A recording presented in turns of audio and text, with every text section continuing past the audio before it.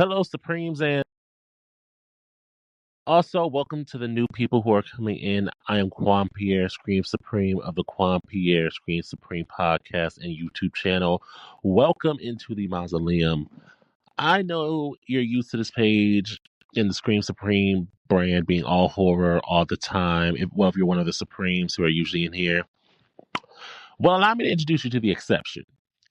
Last year, I was blessed with the ability to view Wicked. I had never seen the Broadway show, but Wicked was just something I had already heard about.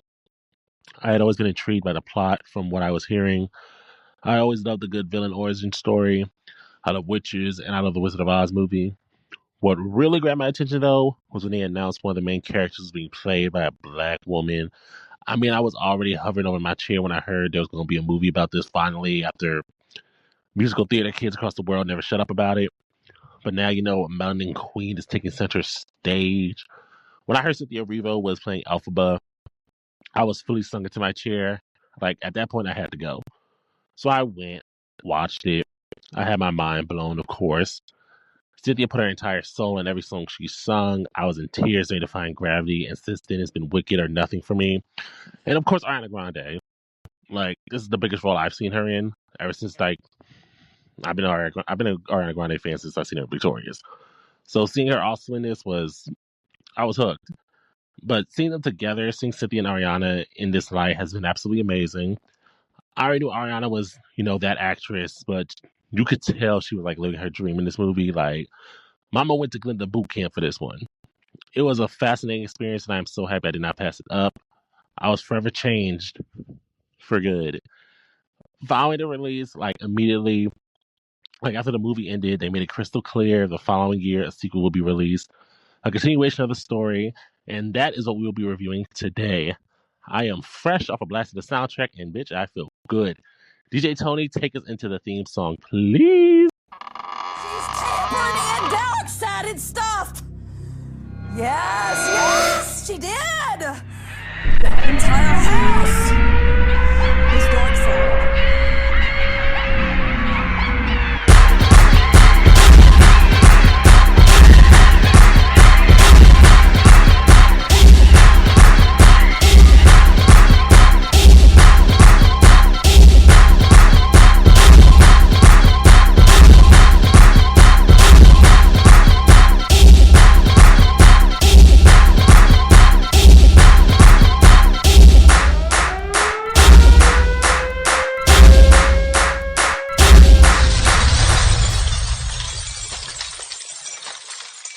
Did you know a room smell can have significant impact on a person's emotions and memories? So why not get something that will help you have a say in the emotions you want to feel and the memories you want to keep? 618 Homestons is your new go-to for adding the finishing touch to your space, providing you various long-lasting, captivating scents such as lavender velour and citrus twilight in the form of room sprays and wax melts. 618 is dedicated to providing you top-quality products. Go to their link in the description below of this video and explore their website today. They are currently in their holiday collection, and as someone who has smelled every single fragrance, they are well worth every shipment, every dime, every spray, and every drop of wax. So get your 618 room spray today as an affordable gift for that special person in your life, or just a gift to yourself. Thank you, 618. As my reviews usually go, this is a spoiler review. I won't be completely dissecting the film, but I will be discussing major plot points.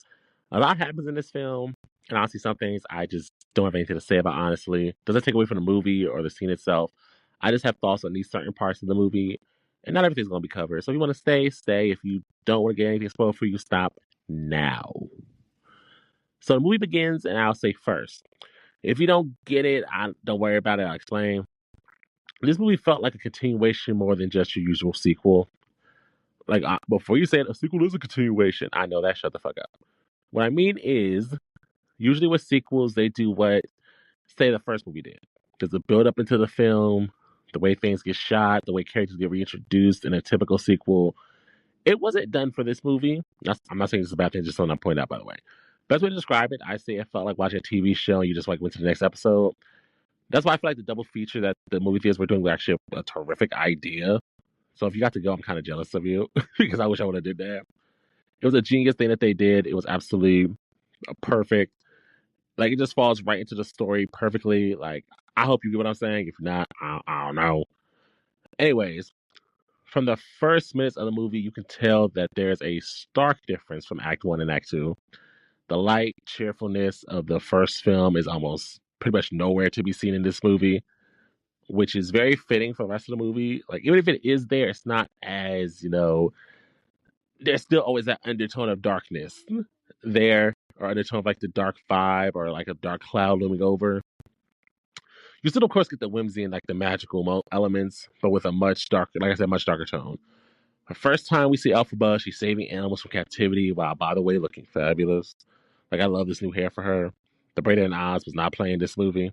Whoever is doing her braids, they were not playing. They said this is the sequel, bitch. We gotta come through. This goes into the first thing I really enjoyed with the movie. I love the cinematography in that scene with the broom riding scenes. If you've seen how it was filmed, they really put work into making these scenes look amazing, and I believe they succeeded. Elphaba looks completely badass in any scene she was in while she was riding the broom, braids flowing, the smell of coconut oil and shea butter running through the wind. Elphaba being the extreme activist taking broomstick to the sky every second throughout this movie when she is a runner in the sheets for Fiero, or talking to her fraud of a friend or her snake of a sister. We have Glinda, who is adjusting to being the face of propaganda with her abusive mentor, Madame Morrible, played by Michelle Yeoh, who y'all are asking on the back off of. Like, she did what she needed to do. I recently was released. Who else auditioned for the movie? Who else auditioned to get a part? And y'all are I think y'all are doing a little bit too much. The movie happened. They didn't get it. Michelle Yeoh got it. I'm talking about Shirley Ralph. Shirley Ralph, she was even hyping Michelle Yeoh for getting the role. Was she the best singer? No, and we can agree with that. She wasn't the best singer in the group. But she always do for the job. She wasn't the best singer. But she got the role, and I really enjoyed her in this movie the same way I enjoyed her in the first one. She wasn't the best, but she came. She collected her check, and I ain't mad at her. We love Michelle over here. Like I said, I'm not gonna go too deep into the story, so I'll just say this about the plot. I love the direction in which the stories went with everyone. Mostly, it was captivating. Not many dull moments at all. By the end, I felt everything was wrapped up well. Elphaba and Fiero being together in the end. Side note, I was telling people I didn't believe Elphaba died, and I was made to feel crazy. There was no way they would have really killed her in this movie. People were like, oh, she died in the book and the play. Well, this is film, which I don't know is true, by the way. Like I said, I've never seen the play. I'm in the middle of reading the book. Anyways, I knew Elphaba had to survive in the end, and I'm absolutely happy, and I love that she did. Walking into it for me, Glinda had to heavily redeem herself, like real bad. People have had this very interesting view of Glinda ever since the first movie came out. I'm assuming because Ariana is playing her. Like the way I seen Glinda after the first movie was she was a performative activist who was way too comfortable with being a pawn in a propaganda spreading for my liking. And apparently that's a hot take. She continues that in this film. Like bad. Like even convincing Elphaba to join along until she figured out like the wizard was still like will forever be on his bullshit. In the end, though, I came around. I was Team Glinda, Queen. She fully redeemed herself. It hurt a little bit knowing she can't know Elphaba and Fiero are alive. Like that actually broke my heart. Like, damn, why? Why can't she be in the loop? But like, I guess because knowing Glinda, she definitely tried to like do something to bring them back or like make her mission to focus on them. That's just the one part that pops into my head when I replay like For Good over 50 times on Spotify, and I get like sad as hell. Like I'm ready to break down in tears. Like this girl really like in her head, her ex fiance, her best friend are dead. Like it gets me. For Good is like it gets me. I mentioned them like 3 times, but I haven't really gotten to them just yet, even though they're like my favorite part. Elphaba and Fiero. My fear going into this movie and knowing the story was Fiero for some reason hating Elphaba because I know it was the whole Fiero being a scarecrow thing was spoiled for me like literally shortly after the movie came out. The first movie came out. Like I just was waiting for some reason for him to start hating Elphaba, like mad ass Bach and the bitch ass lion. I'll get to them in a bit. In The Wizard of Oz, anything Wizard of Oz, that's Dorothy's homeboys. So I'm like watching, waiting to figure out when does this switch happen. So as I'm watching, the connection grow, I'm just waiting for the shoe to drop. And it just never does. They never show him expressing any type of hate towards her. Fiora actually ends up being like the realest person in this entire movie. Like this man was willing to give up everything for Elphaba, his palace, his life, his laid back mindset, his ego. And y'all want me to ship her with Glinda? I can't do it. That scene for like As Long As Your Mind was hot. It did what it needed to do. I remember I was in the theater in my seat, like I couldn't believe what was going on. I was like, this is a little ain't this movie PG-13 or PG? Like the song was amazing. It's one of my repeats. Elphaba had her Freakum cardigan on. Lalo had Theo ready to move her into the palace. Like I just loved how loyal and down he was for her. Like that was her man, and I wasn't mad at it one bit. I didn't really feel bad for Glenn at this point. Like Glenn had been pissing me off since the last movie at this point. So I was Team City Girl, take your man at this point. She was sad. I wasn't. Going into like hearing No Good Deed and hearing like the context of that, finding out what the whole thing was with that, and watching it in theaters was actually amazing. The scene was so fucking cool. Like I was bouncing in my seat, excited when I got to the shot of her like floating with the monkeys behind her, like the fire and everything. That was one of my favorite scenes to actually see. So speaking of sad ass, mad ass bitches, Bach. Bach becomes a Tin Man. Again, something that was spoiled for me months ago, but then again they showed it in the trailer anyway, so I guess it didn't matter. This comes to be because Nessa Rose is a dictator now from Munchkinland, severely desperate for the dick, banned Munchkins from traveling because Bach wanted to leave her, wanted the spell to keep his heart, and almost killed him because she just started reading shit. Elphaba, quote unquote, saves him by making him the Tin Man. And Nessa Rose, snake ass fashion. She betrays her sister by blaming everything on her. Mind you, Bach was in the room when Nessa cast the spell that almost killed him. So clearly Bach isn't the smartest one. Like we know this clearly before all that even happens. Because he thinks popping up at the wedding of a woman that rejected him years ago will make her love him. So we already know he's not a little not there. My feelings on this part, the movie was already long as hell, and there were other moments I felt like could have been shortened. Like the whole dancing with Elphaba, Glinda, and the wizard, for us to see more of like Elphaba switch from like this already fake but light-eyed, joyous person to her being an evil dictator. I don't know, it's just because it was so hyped up after the first movie. Like people were like, "Oh, Nessa Rose, you're gonna hit her in the second act. She's just so evil." Like I wanted to see more of it. Like I wanted to see more of a build up. I don't know. I just want more. I'm greedy. Like I guess I'm just greedy. Besides that, I gotta give Ethan Slater his tens for the way he played Bach. That man was mad and he played it well. He was actually genuinely scary. If I didn't know it was the house that takes Nessa out, I would have thought Bach went across her dome with the axe. The way he looked at Glinda on the balcony, this could have been a horror movie real quick if they wanted to. Speaking of subplots, I think could have been like dove into more.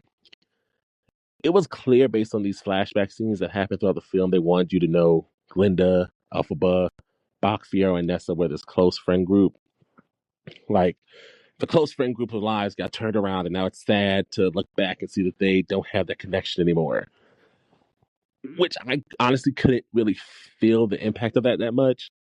Like honestly, in the movies, we never seen half of them even interact with each other. Like the flashbacks could have done the job if they like probably should like a little more of the interactions, or even if they like in present time showed them interact. Like I only ever heard Nessa say Fiora's name probably like once throughout both of these movies. Like the flashbacks were cute, but if you wanted to show me this is a group of friends, I think they probably should have went harder in showing that.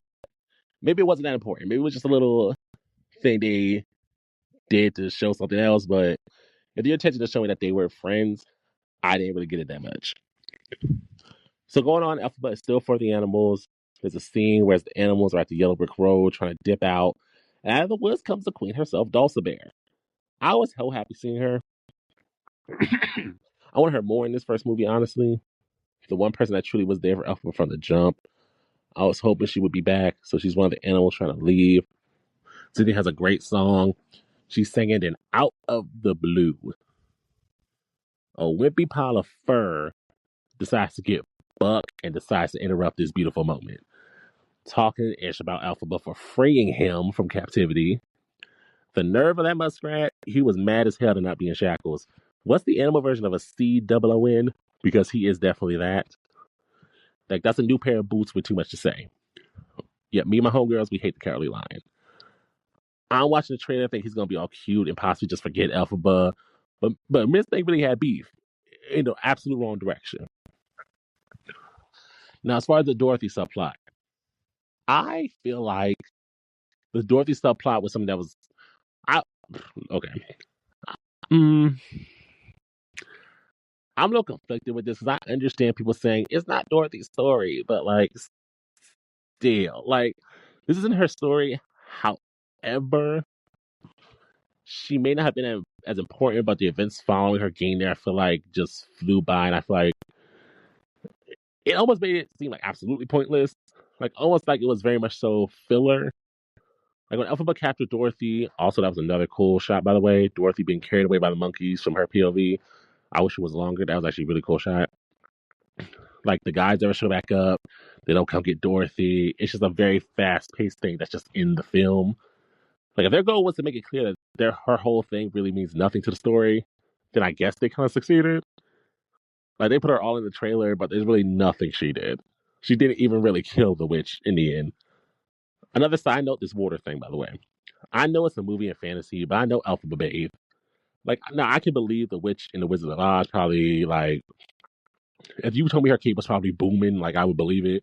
But like this adaptation, I just wasn't convinced the water thing was going to be for real. Even though this isn't canon to Oz universe, this film is very much so, based on filling in questions you may have had from Wizard of Oz. I expected something from the water thing to get very, now you know this, I've touched water before and been fine, like type of vibes. Anyway, the Dory stuff it was man. Like, her story's not important. Yeah, clearly, I see that. Also, I thought Elphaba being the wizard's daughter would have been a bigger thing. It was actually, the way it was presented was actually kind of almost awkward. Like, it wasn't, and that's the thing. Some of these, okay, I'm just gonna say it. Love this movie, but some of these things in this movie felt very like, okay, and like, what was the point of this scene? Like, you put together they just show a green bottle. Ariana goes off on him a little bit. Boom, done. Like, doesn't really get into anything really besides the green bottle. Like, how they know for sure he's the father. I mean, it shows he smashed, but like, and also the part where Glinda says she's powerful because she's part of both worlds. Okay, like I guess, like, like okay, like I didn't know that was a thing. Like, if that's a thing, like it felt very just throw that in there. Again, never seen the play. I don't know if it's like that in the play. I don't know if that's how that whole storyline plays out. If so, okay, I guess. The final plot or scene I really have thoughts on is the for good scene with Glinda and Elphaba and the ending scene. Tearjerker. Hit the heart. First time watching, I was too focused in theater, stressing if Elphaba was really going to die right now or not to really let my emotions take me to tears. But you better believe I've been listening to the soundtrack, giving my heart the feelings it missed out on. The song is beautiful. The scene is beautiful and depressing. Like I said, Glinda, as far as she knows, watched her friend die right in front of her after just believing her ex-fiance got beat to death. Glinda, around the end, I felt completely bad for her.